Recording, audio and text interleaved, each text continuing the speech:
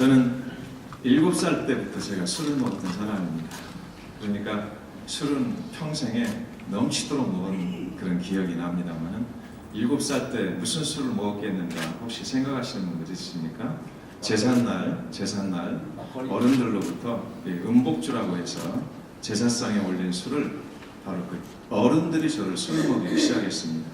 그래서 어린 7살 때 그 어른들이 주는 술을 한 잔 받아 먹고 얼굴이 빨개져서 비틀거리고 이렇게 노는 모습을 보고 그게 좋다고 어른들이 박수를 치고 귀엽다라고 쓰다듬어주고 이랬던 그런 기억이 납니다. 그런데 바로 그 7살 때 먹은 음복주 한 잔이 이제 초등학교 그 이후에 쭉 올라가면서 벌써 술꾼이 되기 시작합니다. 왜냐하면 술이라고 하는 것은 미리 말씀드리지만 중독물질입니다.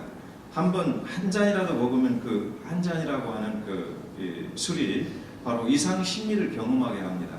혹시 여기는 뭐 거룩하신 분들이라 술 한 잔도 안 드셨기 때문에 술은 드시는 게 아니죠. 술은 원래는 처먹는다고 하는 겁니다만 그게 맞는 말입니다. 술을 쳐드리라 그러죠. 어른들에게 그렇게 합니다. 그래서 처먹는 거지만 사실은 뭐 여기는 술을 마시는 분들이 없으시겠죠. 한 잔 딱 마셔보세요. 뜨거운 것이 쫙 내려갔다 올라오죠. 막 쫙 올라와요. 그러면서 이상하게 그 사람들 말로는 홍콩 가는 그런 기분이 들지요. 죄송해요. 목사지만 중독일을 하다 보니까 입이 좀 겁니다. 이해를 해주시고요. 그러나 평소 강단에 올라가서는 별로 안 그러는데 이해해 주십시오. 자, 7살 때부터 술을 먹어가지고 7살 때부터 술 맛을 알고 초등학교 때 술을 먹는데 초등학교 때는 술을 어떻게 먹는지 아십니까? 부모님이 기독교인이시면서 술을 먹었어요. 부모님이라 처먹었다 소리는 저는 못하겠고 그래도 하여튼 술을 먹었어요. 잘 드셨다고는 못합니다. 술을 절대로 드셨다고 말할 수 있는 게 아니에요. 예를 들면 독약을 이 말을 이해를 하셔야 됩니다. 독약을 누가 이렇게 먹었다면 독약 참 잘 드셨습니다. 그렇게 말하겠습니까? 아니죠. 독약 먹었대. 아무리 어른이라도 독약 먹었대 그러지 독약 드셨대 이런 사람은 없지 않습니까? 그런데 술은 독약보다 더 더러운 물질이라는 걸 안다면 절대로 이 존대어를 쓸 수가 없습니다. 그런데 저희 아버님이 기독교인이시면서 이 술을 끊지를 못했습니다. 담배도 못 끊어서 장로가 못 되신 분이 저희 아버님 천국에 가 계시는데 지금 저보고 야 그래도 그렇지 거기서 개망신을 주냐? 천국에 계시니까 상관없습니다. 근데 어쨌든 기독교인이면서 술 한 잔 끊지 못하고 담배 한 대 못 끊은 그것 때문에 돌아가실 때까지 장로 하나가 못 되고 교회까지 지으신 분이 참 불행하신 분이었습니다. 그런데 부모가 술을 못 끊은 기독교인이니까 어떻게 합니까? 일할 때에 항상 그렇게 말씀하십니다. 야 이건 농주야. 일할 때 먹어야 힘이 나서 아버지가 열심히 일해서 너희들 먹여 살릴 수 있는 거야. 그리고 술 사가지고 오라고 합니다. 주전자 하나 딱 들려서 그것도 약 4kg 정도 되는 저 아랫마을 주막에 가서 술을 가져오라고 하는데 한떼약 끝에 한번 가보십시오. 기가 막힙니다. 땀이 뻘뻘 흘리지. 아무리 작은 거지만 주전자 하나에다가 가득 술을 담아오면 이게 무겁고 손 팔도 아프고요. 땀도 나고. 그럼 오다가 꼴깍꼴깍 마시기 시작합니다. 그것을 또 술 심부름하면서 술을 마시죠. 대부분 좀 나이 드신 분들 다 이것들은 아마 공감을 하시는 분들 있으실 겁니다. 그러면 많이 마셨으니까 없어졌지 않습니까? 그럼 혼납니다. 그러니까 세배 가가지고 물 퍼가지고 갖다 담아놓으면 잡수시고 이런 말을 합니다. 야 다음부터는 그 술집 가지마. 이 맹물을 나쁜 놈들이구나. 나쁜 놈 지금 자식인데 술집만 괜히 이러면 먹이지요. 나쁜 놈들. 응? 술에다가 맹물을 많이 타가지고 많이 남기려고 이렇게 어린 것에게 들려보내 저를 혼내는 게 아니라 술집 나쁜 놈이라고 아버지가 욕하십니다. 어디 그뿐입니까? 담배 심부름, 소주 심부름 갈 때마다 그것에 대해서 어떻게 하면 유혹을 받고 이제 한번 먹어본 경험이 있으니까요. 짜릿 하는 그런 맛. 담배 한 대 피우면 그냥 뭔가 온갖 막 천국을 그렇게 말하면 어떨지 모르겠지만 어쨌든 그들은 그렇게 말합니다. 홍콩 간다, 천국 간다 그렇게 말을 합니다. 담배를 피우면. 그래서 그렇게 그런 맛을 들이면서 어떻게 정상적인 생활을 했겠습니까? 어쨌든 어린 날부터 부모님 속 썩이는 자식으로 딱 점이 찍혔죠. 6남 1년대 딱 저만 아마 그랬습니다. 다른 형제들은 얼마나 착한지 몰라요. 저보다 정말로 거 없어도 산다고 하고 아버지 어머니 절대 속 안 쓰이신 분들 그분들인데 딱 돌씨 하나가 생겨가지고 이렇게 아버지 어머니를 평생을 고생시켰습니다. 그래서 이게 바로 무엇 때문이었는가? 제삿날 음복주 한 잔으로 시작된 불행이었다. 저는 이렇게 말씀을 드릴 수 있습니다. 지금 요즘 보면은 젊은이들, 우리 예수 믿는 분들은 그런 분 없지만은 아이 이제 2살, 3살 먹은 아이들을 바로 데리고 가서 옆에다 앉혀놓고 그리고 술 먹는 사람들 많습니다. 아주 미친 사람들입니다. 사실은 조금 있다 보면 이 아이한테 피눈물을 흘리게 되는 그런 고통을 받게 될 것입니다. 그리고 이 아이 인생 자체를 사실 저같이 하나님께서 다행히 건지시면 모르겠지만 죽는 날까지 중독자는 중독자로 남는 경우가 많습니다. 그래서 피눈물을 흘리게 되는데 잠깐 제가 지금 30대까지 제가 이렇게 술을 마시기 시작합니다. 마시기 시작하는 게 아니라 그렇게 마시기 시작해서 30대까지 어쨌든 세상에 있는 술이 다 없어지냐 아니면 내가 죽느냐 둘 중에 하나다 이런 식으로 이렇게 술을 마시게 됩니다. 그러니 몸이 어떻게 그대로 남아 있겠습니까? 그야말로 죽을 지경에 이르는 거죠. 죽을 지경에 이릅니다. 그래서 그 말씀을 다 드린다면 그 말씀만 하다가도 오늘 밤 다 세워야 되니까 여기까지만 하겠습니다. 결국에는 마지막 30대 이때쯤 돼가지고 이제는 세상을 그만둬야 되겠다. 그리고는 제가 하나님을 믿는 사람이 아니었으니까 저는요 자살을 기도하고 2번이나 자살을 기도합니다. 2번 자살을 기도했는데 다행히 아마 치사량을 먹지 않았던 것 같아요. 그래서 살아났는지 하나님께서 특별히 건지셨는지 지금 이때를 위해서 모르겠습니다. 저는 하나님 은혜라고 분명히 생각합니다. 그 은혜로 살아나서 제가 어느 교회에 이제 예수를 믿기 시작합니다. 그리고 또 거의 이제 죽을 뻔한 그런 사경을 헤매는데 누군가가 복음으로 저에게 다가왔고 그리고 그 복음을 통해서 제가 이렇게 건져지는데 제가 이렇게 좀 정신을 차리고 이제 새롭게 살아보겠다라고 교회를 다니면서 딱 생각해 보니까 앞으로 무엇을 할 것인가라는 이런 물음에 직면하게 됩니다. 계속해서 술로 시작해서 7살 때부터 술을 먹어서 30대까지 술을 먹었으니 뭘 할 줄 알겠습니까? 그야말로 할 줄 아는 것도 없고 남는 것도 하나도 없고 경제, 무슨 지식, 환경, 조건 아무것도 앞으로 살아나갈 길이 없습니다. 그래도 이런 생각은 들어집니다. 이제 지금까지 내가 죽을 뻔한 이런 상태를 하나님 나를 건지셨으니까 남은 생에는 그래도 하나님을 위하여라는 그 조금이라도 뭔가를 생각하며 살아야 하지 않겠는가 이 생각이 들어져서 제가 어느 날 조용히 생각해 봅니다. 하나님을 위하여서라고 한다면 뭘 해야 할까? 잘하는 것은 술 잘 먹고 잘하는 것은 싸움 잘하고 잘하는 것은 욕 잘하고 잘하는 것은 남 속이는 것 잘하는 사람인데 무슨 하나님 이거 제가 하는 걸 다 보니까 하나도 하나님을 위해서 해야 할 만한 게 없더라고요. 그렇지 않겠습니까? 부모 속썩이는 거 잘하고 형제들 간에 형제들이 그냥 정말 미치도록 만들어버리는 걸 잘하고 이웃들이 저 때문에 이사가게 만드는 그런 일을 잘하고 그러니 무슨 일을 가지고 하나님 일을 하겠습니까? 그래서 하나님 일을 하기는 해야 되겠는데 도대체가 제가 가지고 있는 지금까지 쌓아놓은 거 지금까지 해놓은 거 하나도 하나님과는 관계가 없으니 뭘 해야 할까요? 라고 생각하는데 말이죠. 하나 퍼뜩 제 머릿속을 지나가는 게 하나 있습니다. 뭔지 아십니까? 밤새껏 술을 마시고 새벽쯤 해가지고 이제 친구들하고 헤어져서 집으로 돌아갑니다. 제가 이제 거주지로 집도 아니죠. 저 혼자 사는 데로 돌아갑니다. 이미 가족도 저를 버리다시피 했고 모든 이웃들도 아주 개망난이로 알기 때문에 상대도 안 해줍니다. 상대해주는 건 겨우 해봐야 이 밑바닥 생활을 하는 술 친구들 그들만이 친구죠. 그런데 그들하고 밤새껏 놀다가 아침 새벽쯤 해가지고 다 이제 나이트클럽 푸하고 친구들 다 돌아가고 나도 제 숙소로 돌아갑니다. 돌아가는데 죽고 싶습니다. 정말 죽고 싶습니다. 왜 죽고 싶을까? 외로움, 고독감, 막 세상이 무너지는 것 같은 내가 왜 살아야 돼?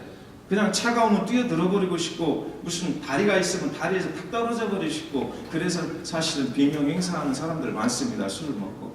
근데 제가 그런 상황입니다. 그런데 퍼뜩 생각나는 게 뭐냐면 그때 그 생각이 나는 거 제가 그러고 다녔을 때에 새벽에 제가 이렇게 숙소로 갈 때에 아직도 원동이 화나지 않습니다. 그런데 그때 보니까 저 앞에서 차가 한 대 옵니다. 차가 한 대 오는데 그 차가 대형 버스입니다. 대형 버스인데 그 버스 앞을 가로막습니다. 아스팔트다가 쫙 가로막습니다. 술은 취해가지고 비틀비틀하면서 이렇게 가로막고 사실은 저는 지금도 뭐 그렇게 좋은 인상은 아니지만 정말 험악한 인상이었죠. 그런데 바로 그런 사람이 술을 먹고 독사눈을 뜨고는 위에를 바라보고 비틀비틀 하고 있으니까 차가 가도 못하고 오도 못하고, 그래서 차 앞에 버스 범퍼를 잡고 있으면, 흔들거리고 있으면 이게 가도 못하고 오도 못하고 합니다. 근데 이 차가 어떤 차일까요? 혹시 맞히시는 분 있으십니까? 이 차가 무슨 차일까요? 이 버스가 교회 버스입니다. 교회 새벽 예배 가는 버스입니다. 그거를 붙들고 흔들거리고 있습니다. 그런데 한 사람도 내려오지 않습니다. 그도 그럴 것이 이 개망나니 같은 인간에게 무슨 아침 새벽부터 봉편을 당하려고 내려오겠습니까? 그 새벽 예배 가시는 분들은 얼마나 착하신 분들이겠냐고요. 한 분도 내려오지 않습니다. 정말 안 내려옵니다. 그러다가 한참 있다가 내려오는 분이 누구냐? 바로 이 운전하는 사차 집사님이죠. 결국 남자 아닙니까? 근데 이분도 무서워서 처음에는 못 내려오다가 나중에 언제 내려오냐면, 가만히 보니까 집불에 지가 쓰러질 것 같거든요. 한참 바라보니까. 그렇잖아요. 술이 떡이 되게 마셨는데 무슨 싸움을 할 수 있겠습니까? 무슨 뭘 힘이 있겠습니까? 그러니까 범퍼를 잡고는 범퍼를 의지해서 있는 걸 이제 느끼니까, 그걸 보니까 기사가 딱 내려와가지고 밀어버립니다. 왜? 새벽부터 교회 버스에 행패야 그리고 밀어버립니다. 행패 부릴 데가 없어 하나님한테 행패를 부리야 막 큰 소리를 칩니다. 그리고는 부흥하고 가버립니다. 차가. 그러면 부흥하고 가면 저는 빨리 일어나서 이 운전기사를 붙들어야 되겠는데, 그래서 한번 뭔가를 해봐야겠는데, 마음은 그렇게 급한데 몸은요 슬로우입니다. 항상 슬로우. 아무 뭐 하나를 못 잡아요. 술이 취하면. 그렇지 않습니까? 그러니까 그러는 사이에 그걸 알으니까 밀어버리고, 한쪽에다 밀어버리고는 욱 갑니다. 부흥 갑니다. 그럼 부흥 가니까 그 뒤에다 대고 온갖 쌍욕을 다 해야 되죠. 누구 욕을 합니까? 교회 욕을 하는 겁니다. 그 기사는 알지 못하니까 교회가 있지 않습니까? 교회 이렇게 이름 있지 않습니까? 무슨 교회 하면서 막 쌍욕을 빌다합니다.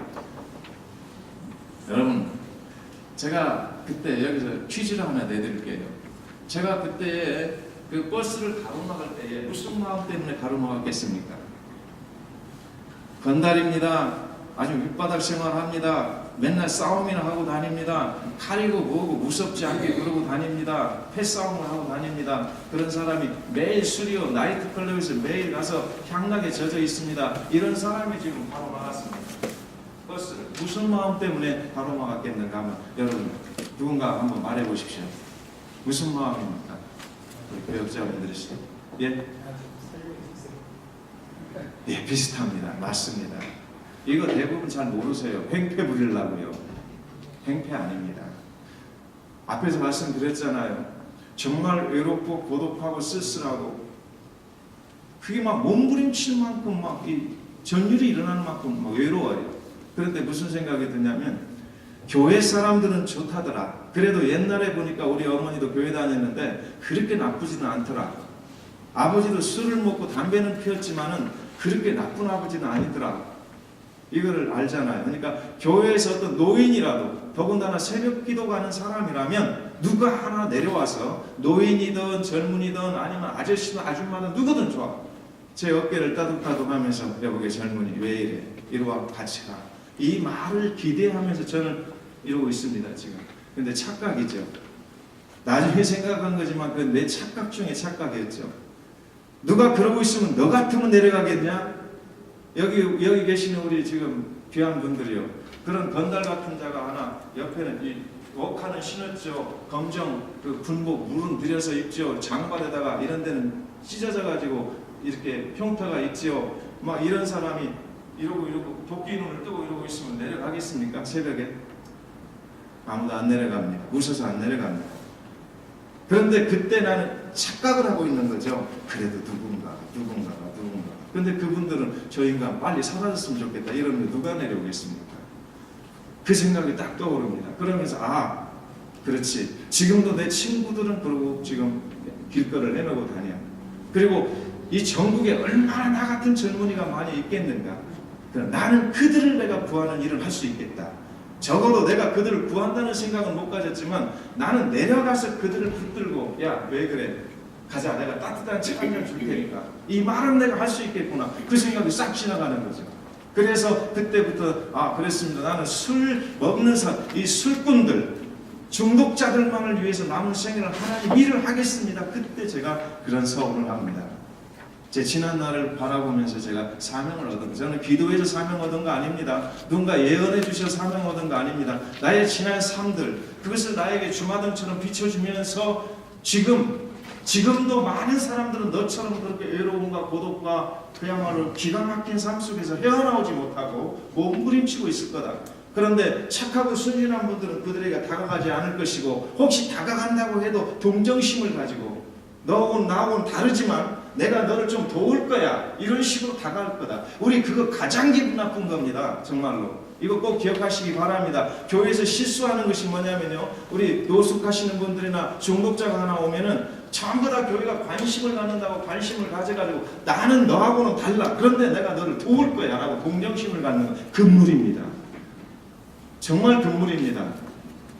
그런데 그런 식으로 이거를 모르니까 다들 그렇게 교회들이 하친다는 거죠.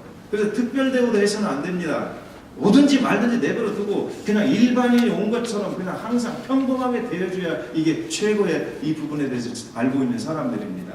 근데 보통은 알지 못하죠, 이런 것도. 그래서 제가 그 생각을 했어요. 내가 그렇게 하겠다. 누가 그렇게 할 수 있는 사람이 없다면 내가라도 이 중독자들을 향해서 내가 하나님께 이 은혜를 구하고, 그리고 지금부터 그 일을 위해서 남은 생애를 드리겠다. 그렇게 말한 것이 30년이 넘었습니다, 지금.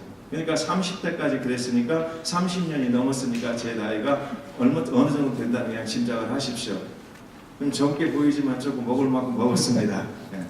자, 그래서 이렇게 이 일을 하게 됐는데, 제가 이제 그 이후에 신학을 하고 30대가 넘어서 신학을 하고 그 다음에 중독의 관계에 대해서 이렇게 막 무작정 다니면 안 되겠다. 저는 처음에는요, 술꾼이 있으면 무조건 쫓아갔어요. 가가지고 그 술꾼과 같이 지내주고 그 사람들을 데리고 또 제가 기도원도 가고 가서 일주일씩 같이 그 사람들하고 있어주고 그랬는데, 이거 갖고는 안 되겠다. 내가 전문가가 돼야 되겠다.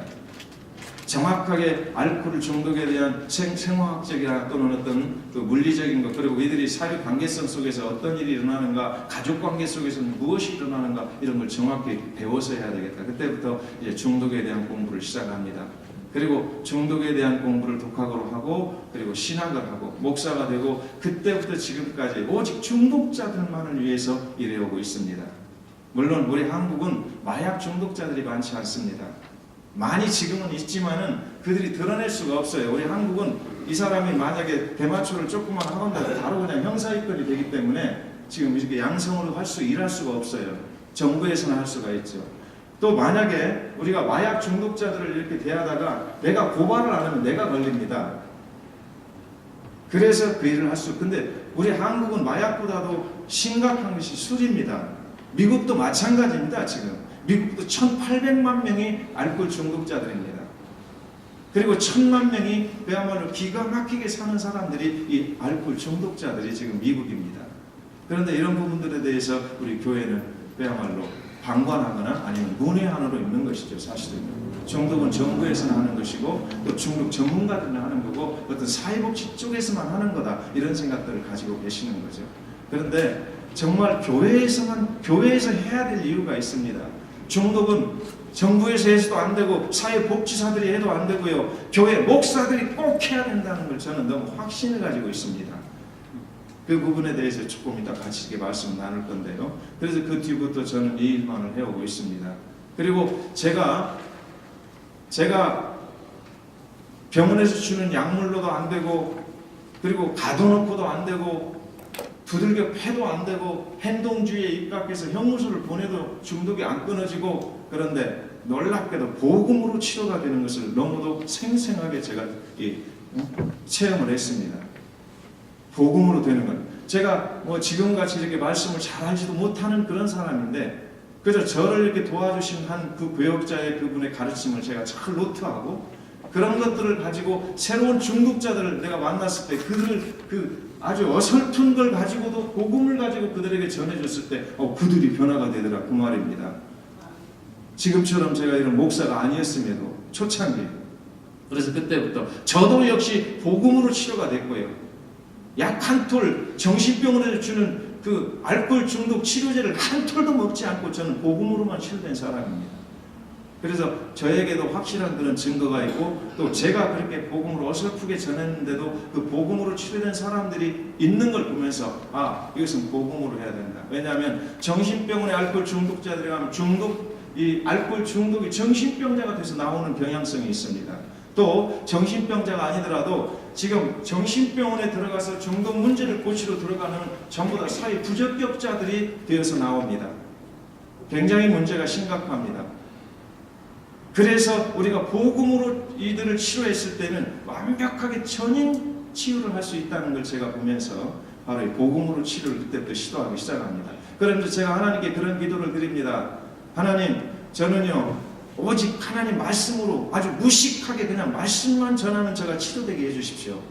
무슨 기도 같은 거 해서도 아니고 뭔가 뭐를 먹여서도 아니고 무슨 행동을 이렇게 해라 저렇게 해서도 안 되고, 사실은 그런 것들이 유행이 오랜 전부터 돼 있었습니다.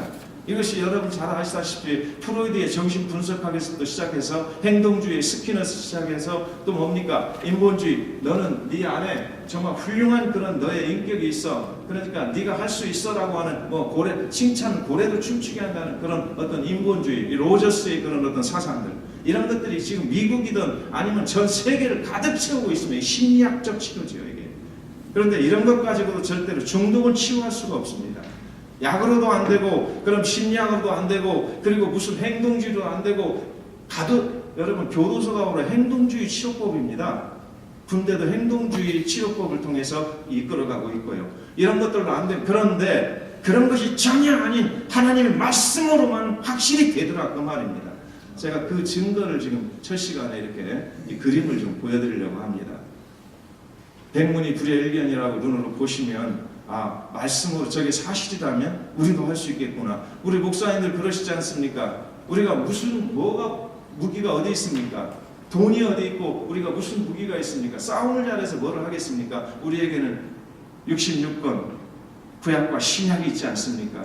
이건 최고의 약입니다. 이 약으로 전인을 치유할 수 있다는 겁니다. 중독자만을 치유하는 게 아닙니다. 멀쩡하게 이렇게 신사복 입고 완전히 전인이 망가져서 비인격적인 몰상식한 사람들이 얼마나 세상에 많습니까? 인간의 가치도 모르고 사명도 모르고 왜 살아가야 하는지도 모르고 가족이 무엇인가도 모르고 이웃이 무엇인가도 모르고 이렇게 살아가는 사람들이 세상에 수두룩합니다. 이들을 우리 복음으로 충분히 치유할 수 있다는 것입니다. 그래서 이것을 이제는 어디에 가나 이 부분들 복음으로 치료할 수 있다라고 하는 것들을 나는 전해야 되겠다. 목숨을 걸고 전해야 돼. 그래서 지금은 동남아시아, 러시아, 그리고 이제 미국까지 이렇게 오게 됐습니다. 오늘 그 부분들을 잠깐 말씀을 보기로 하겠습니다. 사실은 교제를 통해서 좀 같이 나누고 싶지만 시간이 2시간입니다. 무슨 교제를 가지고 말을 하겠습니까? 전혀 그럴 수 있는 시간이 안 돼요. 다만 제가 마지막 때 좀 앞으로 이렇게 할 것입니다라고 좀 나눠드린 소위 페이퍼를 통해서 잠깐 설명을 좀 해드리겠어요.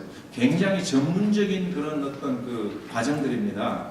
이런 전문적인 과정은 교수 정도가 될 수 있는 과정들입니다. 이런 정도는 쉽게 배우실 수가 여러분들이 있다는 겁니다. 그러면 각 교회에서, 지역에서 바로 이런 일들을 하실 수가 있는 겁니다. 그래서 제가 이제 그걸 좀 설명을 해드리고 이제 그림을 좀 잠깐 보겠습니다. 저희 CITS라고 하는 것은 크리스찬 인터내셔널 템퍼럴 스쿨이라고 해서 이게 30년 전에 제가 지어놓은 이름입니다. 그런데 문법이 좀 틀렸죠. 언제나 인터내셔널이 앞에 들어가야죠. 근데 저는 끝까지 고집을 했습니다. 왜 인터내셔널이 앞이냐? 가끔 저한테 유식한 분이 그런 이야기를 해요. 이거 잘못했어. 영어를 몰라서 그렇지. 그래, 영어도 몰라요. 그런데 영어를 몰라서 그렇지. 언제나 인터내셔널이 앞에 들어가고 뒤에 크리스찬이 들어가는 거야. 그렇게. 그래서 저는 제가 무식하지만요. 절대로 세계는 기독교 안에 있습니다. 이건 불변입니다. 그래서 나는 기독교가 앞입니다. 그렇게 고집을 하고 왔던 이름이어서 잠깐 소개를 해드립니다. 그랬더니 정부에서 10원도 받을 수가 없습니다. 저 이름을 빼라는 겁니다. 기독교라는 이름을 빼면 주겠다는 거예요. 근데 저는 안 뺄 겁니다. 안 받을 겁니다. 우리 하나님의 사람들이 주는 것 가지고 아니면 하나님께서 주시는 것 가지고 세계를 다닐 것입니다. 지금도 그렇게 하고 있고요. 그래서 크리스찬이 앞에 들어갔다는 거 이해를 해주시길 바랍니다. 그리고 87년부터 제가 이 활동을 하기 시작합니다. 물론 비영리 기관인 것은 당연한 것이죠. 그래서 제가 이 그림을 좀 이렇게 보여드리는 것은요, 이 근대 이전에 이 알코올 중독자와 같은 이 사람들을 방인으로 봤습니다. 이 사람들을 이 가정이나 마을에서 그냥 이렇게 병원이나 이런 데서 한 게 아니라 알아서 처리를 했습니다. 그리고 최고의 그 수술 방법이 뭐냐면 이 중독자들 이 뇌 안에 뭔가 아주 그 더러운 돌이 박혀서 그랬다라고 생각을 했어요. 정신문제나 중독자들이. 그래서 두개골을 자르고요, 그 돌을 빼낸다고 뇌를 다 파내는 그런 아주 무식한 이런 시대가 있었다는 것을 이제 여기서 잠깐 그림을 통해서 보여드립니다. 18세기 이전까지 정신과는 아예 존재하지도 않았습니다. 여러분, 왜 교회가 이 일을 해야 되는가를 지금 제가 설명을 좀 할 겁니다. 정신과는 기껏 해봐야 지금부터 몇백 년 안 됐다는 거죠. 정신이라는 말, 정신과라는 말, 중독이라는 말은 몇백 년도 안 됐습니다. 그런데 우리 성경에서는요, 성경에서는 이미 3000년 전부터 정확하게 중독에 대해서 기록을 해놓으셨습니다. 그리고 그걸 예방할 수 있는 것, 그리고 절대로 어떻게 하면 치료가 될 수 있는 것까지 정확히 말씀을 해놓으셨어요. 자, 여기 보면 영국입니다. 영국이나 미국이나 어디 나라나 마찬가지죠. 한때 이 술 문제로 아주 나라가 망할 정도 지경에 이르렀던 그런 역사적인 것들이 있어요. 그래서 우리 미국이라는 나라도 금주령을 내렸던 데 있었던 거 알고 계시죠? 아직 정부에서 금주령을 내렸습니다. 그랬더니 금주령을 내렸는데도 술을 못 끊어요. 왜냐하면 한번 중독이 됐기 때문에 끊을 수가 없죠. 그러니까 밀주가 성행하기 시작하죠. 소위 마피아들이 술 장사를 시작해가지고 술 한 병에 1000원이면 옛날에는 한 10만 원씩 받아먹었습니다. 술 한 병에. 그러니까 이제 정부에서 그걸 알고는 마피아만 자꾸 돈이 막 더 벌게 되겠죠. 그렇죠. 그래서 정부에서 이 미국에서 그 수정안을 철폐시키고 다시 정부가 이제는 직접 관리하는 그런 측면에서 이 술을 다루고 있습니다. 그래서 지금 허락을 하고 있는 거죠. 금주령을 내렸던 적이 있다. 역사 속에서 그런 게 있다면 이것은 없어져야 할 물질 아니겠습니까? 그런데 놀랍게도 우리 교회 안에서 목사들이 술을 한 잔씩 하고 그리고 그 성도들이 술을 마시는 것을 허용하는 현대 교회가 되고 말았으니 너무도 안타까운 마음입니다. 이 일을 전문으로 하는 사람으로서는 정말 해서는 안 되는, 단 한 잔도 중독으로 갈 수 있는 이 더러운 물질을 그저 나는 괜찮으니까 한 잔 한다고 하는 장로, 집사, 목사가 있다면 정말 하나님이 기뻐하실까라는 그런 생각을 제가 해보게 됩니다.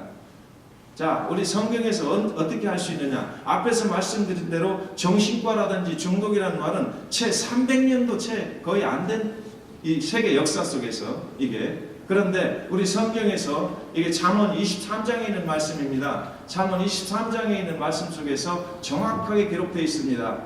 이 포도주에 대해서 말을 해놨는데 이건 대표적인 예입니다. 여러분, 포도주라고 하는 것도 이게 중독물질이거든요. 그렇다고 보면 다른 술은 말할 것도 없고 다른 마약 이런 것들도 말할 것이 없습니다. 전부 다 이 마약 같은 것들도 지금 많은 그 화학적 그런 그 약들이 많이 나왔는데 원래 조상은 한두 가지밖에 아닙니다.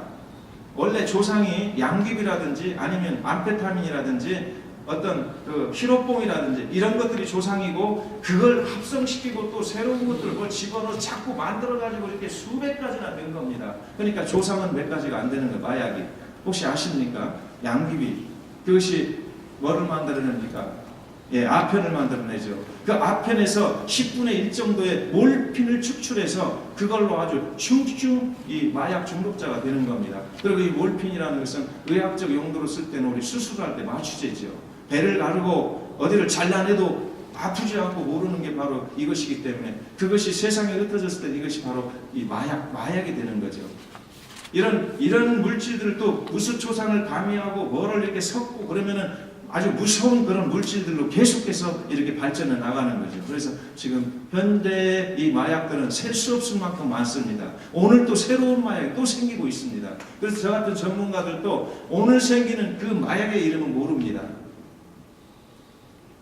제가 이걸 말씀드리는 것은 몇 가지가 안 되는데 성경에서는 이미 이 중독물질을 정확하게 지적하고 계신다는 거죠. 혹시 알고 계십니까? 이 성경은? 이 성경에 보면은 그렇습니다. 지금 31절 말씀이 뭐라고 기록되어 있냐면 포도주는 붉고 잔에서 번쩍이며 순하게 내려가는 너희는 그것을 보지도 말지어다라고 정확히 기록하고 있습니다.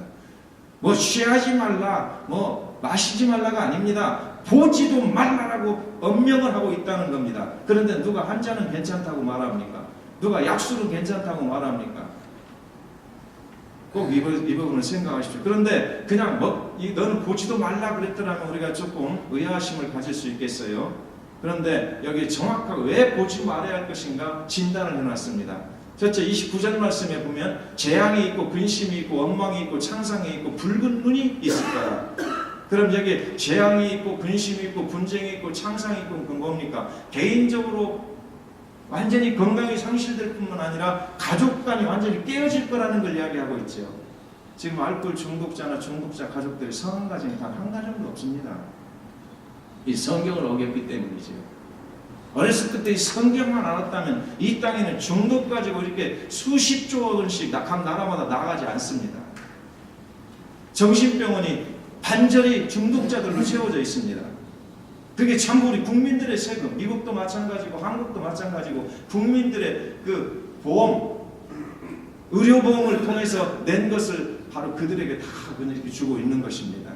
자, 그래서 바로 앞에서는 모든 개인이 완전히 질병과 그리고 관계가 깨어지고 모든 가정이 깨어지고 하는 것들을 이미 쫙 정확히 이렇게 기록해 놓았습니다. 뿐만 아니라 오늘 정신병이 생길 것을 여기서 34절 말씀, 33절 말씀부터 이렇게 가르쳐주고 있습니다. 눈에 괴이한 것이 보일 것이다. 그렇죠? 마음은 망령된 것을 바랄 것이다 라고 말합니다. 여기 눈에 괴이한 것이라고 할 때에 언어의 의미는 이상한 것이 보인다 이런 이야기입니다. 포도주를 마시면 너희들이 이상한 것이 보일 거다. 이게 환각, 환청, 환우. 지금 소위 말하면 술을 마시다가 중독이 이 마약을 하다가 끊으면 금단 증상이라는 게 일어나죠. 바로 이런 현상이 정확하게 지금 여기 성경에서 무슨 현대의학은 주사바늘 하나 없었을 때의 성경은 3000년 전에 이것을 기록해 놓고 있다는 거예요. 그 뒤에 보면은 바닷 가운데 누운 자 같고 돛대 위에 누운 자 같을 것이다. 중증 정신병으로 갑니다. 시간도 모르고 내가 위에 있는지 아래에 있는지 어디에 있는지도 모르고 다 시각, 이 진압력, 분별력이 상실된 거죠. 사실은요. 이게 정신병입니다. 그 다음에 35절 말씀이 이제 여기에 사람이 때려도 아픔을 모르고 상하게 해도 감각이 없다. 마비 상태가 된다고 그랬죠. 중독물질은 마비를 시킵니다. 마취시킨다는 거죠. 술도 그렇고 여러 가지 몰핀도 그렇고 이런 것들이 그러는 거죠. 그런데 그보다 중요한 건 언제나 술이 깰까? 다시 술을 찾겠다 하리라. 이게 뭡니까? 중독물질이라는 거죠. 한 잔만 마셔도 이상 심리를 경험하고 이 중독물질이 바로 2잔을 가고 3잔을 가고 계속해서 더 늘어나게 하고 그것이 내성이 생기고 그리고 내성이 생기면 이제는 듣지도 않고 술은 계속 마셔서 몸은 완전히 죽어가고 정신은 이상해지고 이런 것들이 포도주 한 잔이라고 하는 사실이에요. 하나님은 그걸 아셨기 때문에 성경에다 정확하게 너희는 보지도 말라. 가끔 어떤 분들이 그러세요. 술 취하지 말라 그랬지 어디 마시지 말라는 데가 어디 있습니까? 이렇게 말씀하시는 분들이 있죠. 그런데 취하지 말라는 이야기가 아니고 마시지 말라는 이야기는 보지도 말라라고 정확히 기록해 놓은 겁니다. 그리고 그 이후에 그리고 마지막 말씀드리고 싶은 것은 자 32절 말씀입니다. 술을 어떻게 해요? 마시면 갑자기 뱀이 물고 독사가 쏘는 것처럼 비명행사한다는 거죠. 길거리에서 죽는 사람 많습니다. 한겨울에. 이건 전 세계적입니다. 몽골을 갔더니 몽골에는요. 이쪽 손이 없고 발이 없는 사람들이 많이 걸어다니더라고요. 도심에서. 울란바토르를 가니까. 시골도 마찬가지로. 그래서 제가 우리 선교사한테 물었어요. 왜 이 사람들이 이렇게 여기는 무슨 전쟁도 안 일어났는데 손이 없고 발이 없었더니 저 사람들 동상으로 자를 수밖에 없어. 다 잘라낸 거야. 이런 사실은 이 장애들이 굉장히 많습니다. 그래서 왜 그러면 동상으로 잘라졌냐 했더니 술을 마시고 그 추운데 누워서 자버립니다. 자고 나면 손이 동상, 발이 동상, 동상이 걸린 것은 몽골은요 치료를 해주는 게 아니라 잘라버린답니다. 그냥 동상이 걸리면. 그래서 이렇게 장애들이 많다고 이야기합니다. 그래서 저희들이 그 몽골에도 지금 가서 교육들을 하고 있습니다만은 자 오늘 이 말씀을 생각해 보십시오. 제가 꼭 주지시키고 드리고 싶은 건 그겁니다. 정신과라는 것, 중독이라는 건 300년도 채 안 된 근대의 일입니다. 그런데 3000년 전에 성경에서는 정확히 정신병, 그리고 여러 가지 마비가 될 것, 또 중독이 될 것, 그리고 가정이 깨어지고 현재 중독자들이 만들어내는 모든 상황들을 정확히 진단을 하고 있다는 겁니다. 그래서 이 말씀을 해놓으셨을 때는 교회가 담당하라고 이 말씀을 해놓으신 겁니다. 불신자 정신과 의사한테 권한하는 게 아닙니다. 약장사들이 약 하나 엄청나게 팔리고 있습니다. 이 중독자들에게 주는 약, 그 약이 치료되는 약이 아닙니다. 그들 잘 먹고 잘 살라고 한 게 아니, 하나님께서는 우리 교회에서 우리 목사님들이 담당하면 그런 손실 없이 충분히 저들이 전인격이 바뀌어질 거라고 하는 것을 우리는 성경 여러 곳에서 우리가 발견할 수가 있죠. 특히 히브리서에서 나오는 말씀으로 치료된다는 말씀을 너무나 잘 하시지 않습니까? 왜 우리 목사님들이 설교할 때는 하나님 말씀이 제일이야, 하나님 말씀이 최고야라고 하시면서 실제 당신들은 왜 활용하지 않으시냐 이 말이에요. 하나님의 말씀은 살았고 운동력이 있어 좌우에 날 수는 없던 그보다도 예리하여 우리의 혼과 영과 및 관절과 골수를 찔러 쪼갠다. 이 말은 그냥 장난으로 쓰여진 겁니까? 저는 그것을 너무도 확실하게 믿었습니다. 하나님이 거짓말이 아니시라면 정말 이 말씀을 가지고 충분히 할 수 있습니다. 이 생각을 가지고 지금까지 왔는데 하나님께서 그런 증거들을 보여주시고 계십니다. 자, 여기 보십시다. 인간 근원 치료에 대한 성경적 매뉴얼이 있죠. 제가 매뉴얼이라고 했던 것은 여기에 약간의 중독 문제나 질병 문제에 조금 이렇게 지식이 있으신 분들은 DSM이라는 거 아시죠? DSM, 소위 국제 정신병 진단 편람이라고 합니다. 여러분 의사들이나 이거 좀 안다는 그런 사람들이 전부 무엇 가지고 술 마시고 오거나 약물을 하고 오거나 그러면 저 사람을 평가하고 진단하는 줄 아십니까? 저 책을 보라고 합니다. 책을 보고 이 사람 하는 행동이 눈이 어떻게 생겨서 비틀거려, 혀가 꼬부라졌어, 뭐 이런 걸 보고 그러면 여기에 딱 쓰여져 있는 그 매뉴얼대로 보고 이 사람은 중독, 중증 중독, 그리고 이런 사람에게 이 약을 쳐봐. 이게 이 정신과 최고의 미국의 박사님들이 자기들이 임상 속에서 이렇게 하는 게 아니고요. 전부 저 매뉴얼에 따라서 딱 정해진 저 책을 보고 그 책 펼치고 그걸 진단을 하고 약을 주고 있습니다. 자, 그럼 인정을 해주십시다. 그것을. 왜 그것도 의사 몇 사람이 만드는 거니까 저 책을. 의사 몇 사람이 모여가지고 이 책을 만들어냈습니다. 이런 증상은 이런 병이라고 하자, 이런 병에는 이런 약을 주자, 라고 전부 다 진단, 분류표죠. 그러면 그분들이 사람이 만든 것도 그걸 보고 진단을 하고 치료를 한다면 성경을 왜 보고 앉느냐 그 말입니다. 저는 그 이야기 하고 싶은 거예요 지금. 그래서 성경에 보면 잠언 1장 3절 말씀만 해도 지혜롭게 의롭게 공평하게 정직하게 행할 일에 대하여 훈계를 받게 하며 참 무식합니다. 중독자들 보면은요. 너무 무지 속에서 그렇게 중독이 되는 거예요. 이런 사람들이 지혜가 있고 내가 이렇게 먹으면 가족이 어떻게 되겠다. 내가 이렇게 어느 정도 지나면 내 인생이 어떻게 되겠다. 조금만 앞을 내다볼 수 있는 지혜가 있다고 해도 절대로 중독될 수가 없습니다. 근데 그런 무지 속에서 중독이 되는 겁니다. 1장 4절 말씀, 어리석은 자로 슬기롭게 하며 젊은 자에게 지식과 근신함을 주는 것이다. 이 진리의 말씀이죠. 이런 말씀들이 그냥 하나님께서 장난으로 이렇게 기록해 놓으신 겁니까? 생명의 말씀, 능력의 말씀 아닙니까? 그리고 우리 목사님들은 이 말씀이 나 자신보다 더 소중하고 귀중하고 능력 있는 말씀이 아니겠습니까? 근데 왜 그걸 사용하지 않느냐는. 그리고 교회에 와서 상담에 오면은 내가 잘 아는 내가 정신과 의사 유명한 분이 있어. 불신자죠. 딱 속에서 써줘가지고 이 좀 찾아봐봐.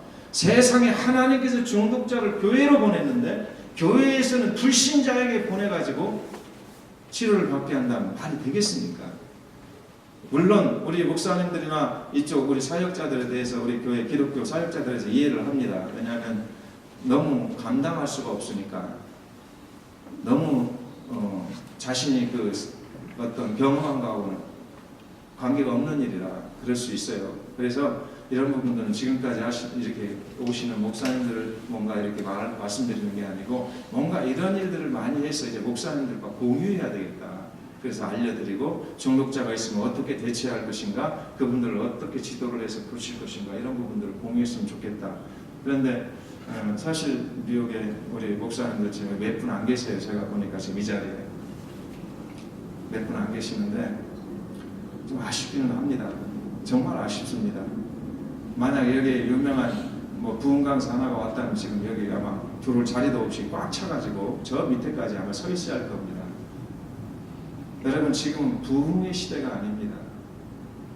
구호를 외치는 시대가 아닙니다. 마지막 하나님이 추수하는 시대입니다. 그래서 정말 작은 소자들을 추수해야 되는데 우리가 어떻게 해야 될 것이냐, 이런 부분들에 대해서 좀 더 우리가 심사숙고해야 할 것입니다. 여기 보십시오. 지금 우리나라 대한민국입니다. 이거 우리 고국이니까 우리 고국 이야기를 하십시다. 성인 알코올 중독자가 약 454만 명 정도 됩니다. 청소년을 보십시오. 청소년이 무섭습니다. 청소년들이 음주를 약 130만 명이 술을 마시고 살고 있습니다. 그 중에 상습 음주자가 약 65만 명입니다.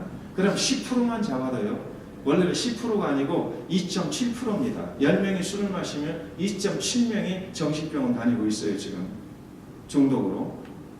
지금 우리나라 미래가 어떻게 되겠습니까? 이런 중독이 이대로 확산된다면. 그리고 중독이라고 하는 것은 마약이든 술이든 현대병입니다. 현대병. 현대 물질 문명이 발달할수록 뭔가 지식이 더욱더 많이 높아질수록 허무감을 느끼고, 뭔가 인간관계 속에서 뭔가 배신감을 많이 느끼고 좌절감을 느끼고, 여기에서 생기지는 것이 바로 이 알코올 중독도 생기고, 담배를 많이 피우기도 하고.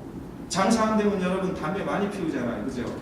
술 많이 마십니다. 그래서 IMF 때에 우리 한국에서 알코올 중독자들이 얼마나 많이 됐는지 모릅니다. 이런 게 증거가 되는 거예요. 미국도 마찬가지겠지만. 그래서 이렇게 지금 이런 통계들은, 저는 통계는 별로 좋아하지 않지만은 우선 이렇게 봐도 정부에서 이렇게 지금 발표한 통계만 해도 이런 정도라는 거죠. 근데 교회에서 이런 일들을 많이 하지 않습니다. 자, 중요한 건 이런 중독자들이 범죄를 하는 것이죠. 사회 문제를 일으킵니다. 그래서 술로 인해서 성폭력하는 것이 음주 상태에서 31.3%나 됩니다. 가정폭력 무섭지요? 정말 지옥을 만들어냅니다. 이 가정폭력이 술 때문에 만들어지는 것이 12.5% 정도 됩니다. 자살 시도가 40.9%가 술 마시고 자살합니다. 저도 자살을 기도했을 때 말이죠, 제가 공동묘지를 찾아갔어요. 왜냐하면 그래도 자존심이 있어서, 내가 아무리 건달이지만 길거리 도심에서 내가 죽으면 사람들이 거적대기로 갖다 덮어놓고, 그때는 그 당시 사람이 그 길거리에 죽으면요 가마니로 갖다 덮어놨던 데입니다. 나도 가마니로 누군가 덮어놓겠지. 그리고 개가 와서 이렇게 어떻게 핥으면 어떻게 하나, 죽을 사람이 별 걱정이 다 되더라고요. 그래서 그러면 나는 깨끗하게 죽어야 되겠다. 그리고 소주를 큰 걸 사가지고, 쥐약을 사가지고 어디를 간지 아십니까?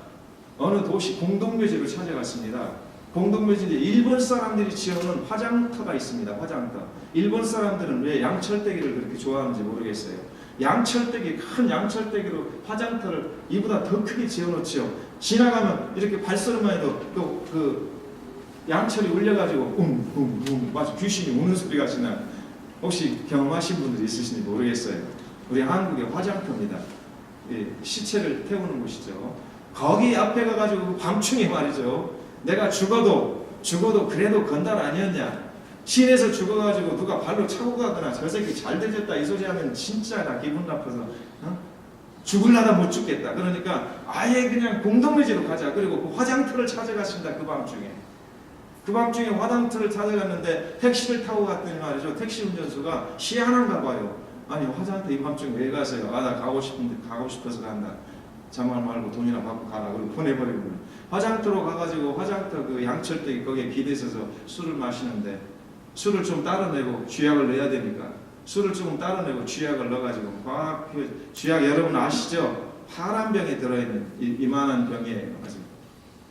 쥐 굉장히 많이 잡죠. 이거 하나는 보리 같은 데다 이렇게 해서 섞어서 보면, 그 쥐약을 갖다가 소주다 넣어가지고는 가서 그 화장터 거기다가 딱 기대고, 그 양철대기에서 쿵쿵, 술이 취했으니까 어떻습니까? 앞으로 흔들 뒤로 흔들, 머리가 부딪히고 엉덩이 부딪히고 하니까 쿵쿵 소리가 나는데, 그리고는 그놈을 해서 마셨습니다. 정신이 알딸딸하면서 무슨 내 정신을 이제 잃기 시작합니다. 근데 누가 저를 건져냈냐면요. 그때 상위군인 용사였어요. 그 화장터에 화장지기가 있죠. 화장지기 항상 공동묘지는 화장지기가 있습니다. 이 사람들이 옛날에 상위군사들이 많이 있어요. 상위용사들. 손이 이렇게 없는 사람이에요. 이 사람이 시체 넣고 그리고 그 시체 태우고 거기서 돈을 벌어 사는 분이죠. 그분이 저를 발견했어요. 여기서 이상하게 쿵쿵 소리가 자기 이 화장쟁이니까 항상 신경을 쓰잖아요. 저쪽에 집이 있는데 언덕백이 밤이니까 쿵쿵 소리가 들린 거예요. 그 화장쟁이 그 집까지. 그러니까 이 사람이 이상하네. 누가 밤중에 저기 올려놓고 뭐가 쿵쿵거려? 그리고는 내려와가지고는 화장터 거기 와가지고 보니까 어떤 젊은 놈 하나가 미친 짓을 하고 있는 거죠. 그리고 이미 뻗어 있는 거죠. 그래서 알려가지고 바로 병원으로 실려가서 유세척 강제로 막 그것도 묶어놓고 강제로 유세척 다 해놓고 그런 이야기 하려면 사람도 끝도 없습니다만 그렇게 해서 이 죽게 만드는 거 이런 것들이 술이더라. 바로 중독입니다. 주체 범죄자, 이 술이 취해가지고 범죄하는 사람들이요, 마땅한 방법이 없어서 50% 그냥 내보냅니다. 얼마 전에 우리 그 교회 와가지고 술 취한 사람이 행패를 부리는데 우리 저 뒤에 아들 같은 전도사님이 직접 목격을 했습니다. 경찰들이 와가지고는 그 옆에 사는 사람들이 있으니까 신고를 데려갔어요. 데려갔는데 이 경찰들이 어떻게 한지 아세요? 여기서 신고가 왔으니까 일단 데려가는 가야 돼요. 민원이 발생하니까. 데려는 가다 옆 동네다 갖다 내려놓습니다. 경찰들은. 그럼 이게 또 합니다. 또 와. 또 와갖고 봐라 이 새끼야. 너희들이 신고해요. 나 안 잡혀가. 이게 더 이제 기승을 부리죠. 이제. 밤 잠을 못 잡니다. 동네 사람들이. 예. 그래서 근데 또 데리고 가더니 나중에는 세 번째 와서 경찰이 뭐라냐면 아 자식 참 빨리 내가 데려다는데 언제 이렇게 왔대. 그러고 데리고 또 가더라고요. 기가 막히게 택시 타고 와고 그랬어요. 또. 그러니까 지금 우리나라가 70%가 경찰들이 밤중에 저 술 취한 사람들 아니라고 범법자들을 못 잡습니다. 아마 미국도 술 취한, 근데 미국은 좀 다를지 모르겠어요. 우리나라는 그렇습니다. 어쨌든 이런 것들을 누가 막아야 되겠습니까? 우리 교회가 막아야 하지 않겠습니까? 폭행, 강도, 강간, 살인 30%가 술 마시고 일어난 일들입니다. 강력범죄죠, 이게. 자, 여기 보면 얼마 전에 있었던 일들이죠. 오원춘이라는 사람, 이 김정덕이라는 사람, 서진아이라는 사람, 수원 20대 여성을 토막살 술 먹고 한 겁니다. 통영 초등학생 살인 사건, 서울 중곡동 30대 주부 성폭행 살인. 이게요, 그 신문 같은데 방송에는 안 나와요. 술을 먹고 그랬더라. 이게 근데 나중에 비하인드로 나오죠. 술이 취했어서 그때 이런 것들이. 근데 희한하게 술을 먹고 이렇게 사건을 냈더라고 방송이나 신문에서 막 계속 하면 아마 술상사들이 굉장히 위축될 건데 하지 않습니다. 이상합니다. 정말 이상합니다. 그리고 나중에 경찰들이나 직접 어떤 상황 속에서 들어가서 보면 이 비하인드로 알게 되지요. 그때 술이 취해갖고 그렇게 했다. 그리고 이들이 꼭 말하는 게 그 판사 앞이나 경찰 앞에 가서 너 왜 그랬어? 글쎄 내가 술을 먹고 나 정신이 없었어요. 내가 그랬으면 정말 죽어야죠 인간. 나 몰랐어요. 이렇게 되면 지금까지 우리나라가 어떻게 했냐면 예를 들어서 3년을 살릴 것을 1년만 때립니다. 왜? 이건 술이 취해서 모르고 그랬으니까. 근데 왜 그런 일이 벌어졌을까요? 경찰이 이렇게 지금 조서를 꾸밉니다. 그 경찰도 자기도 그런 짓을 했거든. 정신 잃어버리는 술 먹었거든. 판사요? 남자 판사 같은 거 틀림없이 자기도 그렇게 정신없고 성폭행을 했거든. 이상한 짓을 했거든. 그러니까 동병상련이라고 하죠. 아, 좋은 것을 동병상련해야죠. 이 못된 것을 동병상련입니까? 이해를 해준다는 거죠. 그래, 남자는 그럴 수도 있어. 그러니까 그냥 1년만 살아. 3년 정도 살아야 이 범법을. 술이 취해서 그러는데 요즘은 조금 우리나라도 달라졌습니다. 이제 우리나라가 요즘은요. 이제 가중처벌을 합니다. 술을 마시고 범죄를 하면 참 다행이죠. 미국은 가중처벌이 되는가요? 아니면 형을 줄여주는가요? 줄여져요? 가중처벌입니까? 예, 그렇게 해야 됩니다. 아니, 아주 무섭게 정말로 이 범법을 술 먹고 한 일은 무섭게 더 다뤄져야 됩니다. 근데 우리나라가 조금 좋은 나라가 되는 것 같습니다. 자, 사회 경제적 손해액이 사실 여기 2조가 빠졌습니다만은 약 22조 원이나 됩니다. 한 해입니다. 한 해. 한 해에 술 때문에 이렇게 손실되는 액수입니다. 그럼 이 액수는 어느 한 신도시를 어떻게 해요? 건설할 수 있는 금액이다 라고 보면, 지금 우리가 쉽게 생각하는 중독 문제, 알코올 문제, 이런 문제를 이렇게 방관하고 있는데, 그러면서 잘 사네 못 사네 하는데, 정말로 술을 마시지 않게 하고 술을 끊게 하고 또는 중독을 잘 도와줘서 그들을 고쳐주는 이것들이 애국하는 것이고 애족하는 것이다, 저는 분명히 말씀드립니다. 무얼로 이런 돈들을 이렇게 대체할 수 있는 그런 애국 애족이 있겠습니까? 국내 알코올 중독 치료기관의 현황은 지금 병원, 지역사회센터, 그 관련 단체 이런 식으로 지금 되어 있습니다만, 놀라운 것은 국내 정신의료기관에 약 1,408개 기관에 진료비로 이 중독 문제로 655억이 지출됩니다. 어마어마한 돈들이에요. 그런데 우리 교회는 10원짜리 받지 않고도, 10원짜리 그렇게 소비되지 않고 손실시키지 않고도 수많은 사람들을 우리 교회는 건져낼 수 있다는 것입니다. 이 부분들도 우리들 연구를 해보셔야 할 부분이죠. 국내 알코올 중독 전문 치료 전문가 활동 현황입니다. 중독 재활 치료 전문가들이 요즘은 좀 많이 있어요. 사회복지사, 임상심의사가 하고 있고, 정신과 의사, 그리고 종교 지도자들이 이 일들을 조금씩 이렇게 일을 하는데, 부지기수로 전문가가 모자랍니다. 조금만 배우면 되는데요. 그래서 저는 이 목회자 세미나 때 꼭 부탁하는 게 하나 있어요. 담임 목사는 솔직히 이야기해서 이 일을 잘 할 수가 없습니다. 왜냐하면 지금 현재는 성도님들만 잘 이렇게 하려고 해도 바쁘시지 않습니까? 그러면 어떻게 하면 됩니까? 부교역자 한 사람을 키우면 됩니다. 중독 전문가. 아니면 집사 중에 옛날에 당신 술 많이 먹어봤어? 옛날에 마약 좀 해봤어? 그럼 나 옛날에 그래도 왕년에 좀 한가닥 했습니다. 그럼 너 잘 됐어. 이러면 네가 전문가가 돼서 와. 그리고 저희 같은 기관에 한국이라도 보내면요, 정말 전문가를 만들어서 다시 오면 됩니다. 그리고 그가 그 교회에 사실은 그 누구보다도 선교를 잘하고 전도를 잘하는 아주 21세기 최고의 선교 전략가가 될 수 있다는 겁니다. 이 중독 문제가. 저는 30년 전에 이미 앞으로 모든 선교가 나라마다 장애를 입을 거다. 이슬람은 이슬람이고 사회주의 국가는 사회주의 국가고 틀림없이 이 선교가 장애를 받는 때가 있을 거다. 그런데 한 가지는 틀림없이 이 장애를 받지 않는다. 중독 문제 전문 목회자가 된다면 대우받으며 선교할 수 있을 것이다. 30년 전에 제가 생각했던 것, 그때 지금 딱 맞습니다. 지금 중국이 막 쫓겨나는데, 중국에서 지금 원하는 사람들이 누구냐면 중독 전문가들입니다. 그래서 8월 달에 저를 이제 요청을 했습니다. 지금 이 북경에서 우리 중독 전문가들, 거기는 지금 목사들은 아니죠. 평신도들을 훈련시켜 주십시오 라고. 그리고 현재도 지금 23명이 훈련받은 사람들이 활동을 하고 있고요. 그러니까 지금 여기 계신 우리 가족 여러분들께서, 우리 목회자 여러분들께서 지금 전도 안 되지 않습니까?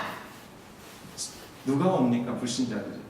더군다나 이방 신자들이 교회에 온다는 것은, 이것은 꿈 같은 이야기죠. 그런데 가만히 앉아서 교회 문을 두드리게 하십시오. 그게 중독 상담입니다. 이걸 모르고 계시는 거예요. 중독 상담, 중독자 한 사람이 있으면 어떻습니까? 가족이 최소 4명이나 있습니다. 이 4명을 구원할 수 있다라는 겁니다. 중독자까지 앞에서 5명을 구원할 수 있습니다. 중독자 한 사람 들으면요, 4분의 8절까지 구입이 이렇게 해서 쭉 나옵니다. 진짜 하나님 계시구만. 그리고 왜? 다 해볼 짓 다 했잖아요. 뭐 사찰에도 보내봤고, 귀신 투닥거리도 해봤고, 병원에도 그렇게 돈을 많이 주고 몇 번씩, 한 20번씩 다녀봤고, 그런데 도저히 도로 악순환 그랬는데, 교회 갔다 오더니 변했네? 술을 안 먹네? 술을 안 먹는 차원이 아니라 이 사람이 뭔가 사회에 뭔가 공헌하는 리더십을 갖네? 안 나오겠습니까? 교회에? 이게 선교 전략으로 우리가 얼마든지 쓸 수 있는 문제라는 이야기입니다. 지금 이 시대에. 그리고 그 성공한 그런 케이스들이 한국에는 있습니다.